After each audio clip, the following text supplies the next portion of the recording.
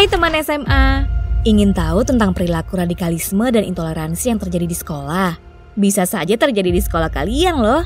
Yuk kita simak bersama. Perkembangan dan dinamika situasi politik dan sosioekonomi global dan nasional selama 2 dekade belakangan ini sedikit banyak diwarnai oleh peristiwa konflik antar negara, antar ras dan suku bangsa. Upaya mendiskreditkan agama dan kepercayaan tertentu dan cekcok antar kelompok aliran politik. Sekolah tidaklah kebal dari pengaruh negatif dinamika politik dan sosioekonomi global dan nasional tersebut.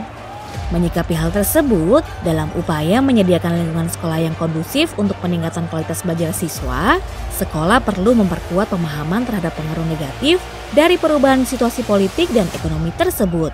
Pengaruh negatif tersebut bisa terwujud dalam bentuk perilaku radikalisme dan intoleransi. Radikalisme adalah paham atau pemikiran atau aliran yang sangat berbeda dari norma atau nilai yang berlaku umum di masyarakat atau di sekolah. Paham atau pemikiran atau aliran tersebut dapat berdasar pada agama, ras, kesukuan, jenis kelamin atau gender, dan juga kelompok politik. Radikalisme terjadi ketika paham atau pemikiran atau aliran yang radikal tersebut dipaksakan dari satu pihak ke pihak yang lain yang ada di sekolah. Dalam hal terjadi pemaksaan terhadap paham atau pemikiran atau aliran dari satu pihak ke pihak lain, berarti telah terjadi intoleransi. Intoleransi adalah ketidakmauan untuk menghargai dan menghormati paham atau pemikiran atau aliran yang beragam. Radikalisme dan intoleransi bisa saja terjadi di sekolah, misalnya melecehkan kelompok atau individu berdasarkan ras atau suku. Dapat dilakukan oleh kelompok atau individu mayoritas kepada kelompok atau individu minoritas. Atau pemaksaan kepercayaan atau penggunaan atribut berdasarkan agama tertentu, baik secara kolektif maupun individual kepada kelompok atau individu lainnya yang berbeda kepercayaan atau agama. Radikalisme dan intoleransi juga dapat dilakukan dalam jenis-jenis perilaku sebagai berikut. 1. Rasisme, yaitu perilaku diskriminasi, melecehkan, meledek yang dilakukan oleh kelompok atau individu tertentu ditunjukkan kepada seseorang atau kelompok ras atau etnis lainnya. Biasanya dilakukan oleh mayoritas kepada minoritas.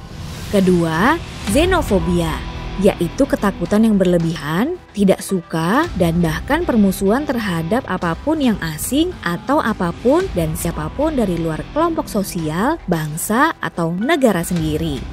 Ketiga, seksisme, yaitu prasangka atau diskriminasi terhadap jenis kelamin atau gender seseorang, terutama bahwa satu jenis kelamin atau gender secara intrinsik lebih unggul dari yang lain. Seksisme sering dikaitkan dengan stereotip dan penilaian negatif terhadap siswi atau wanita. Perilaku radikal dan intoleran bisa saja terjadi dalam aktivitas-aktivitas keseharian di sekolah, baik kita sadari atau tanpa kita sadari.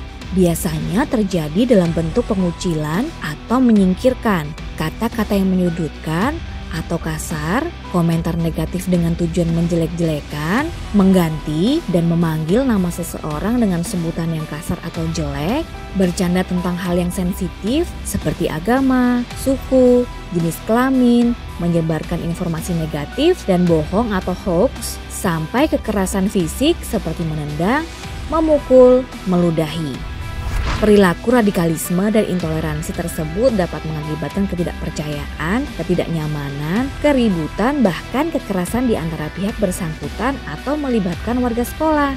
Konsekuensi negatif dari perilaku radikalisme dan intoleransi tersebut adalah hubungan dan interaksi sosial antar warga sekolah, yaitu guru dengan siswa, guru dengan guru, siswa dengan siswa, yang saling tidak percaya, tidak nyaman, tidak aman baik secara psikologis maupun secara fisik. Dalam keadaan tersebut, siswa tidak akan bisa belajar dengan baik. Demikian dengan guru, tidak akan bisa mengajar dengan baik. Radikalisme dan intoleransi juga bisa berdampak negatif terhadap individu siswa yang menjadi korban. Bisa bermacam-macam, mulai dari tidak percaya diri, menarik diri dari pergaulan dan aktivitas sekolah, bolos sekolah, putus sekolah, depresi, berpikir untuk bunuh diri, sampai meningkatkan kecenderungan untuk bergabung dengan komunitas yang melakukan tindak kekerasan, seperti gangster atau organisasi ideologi radikal.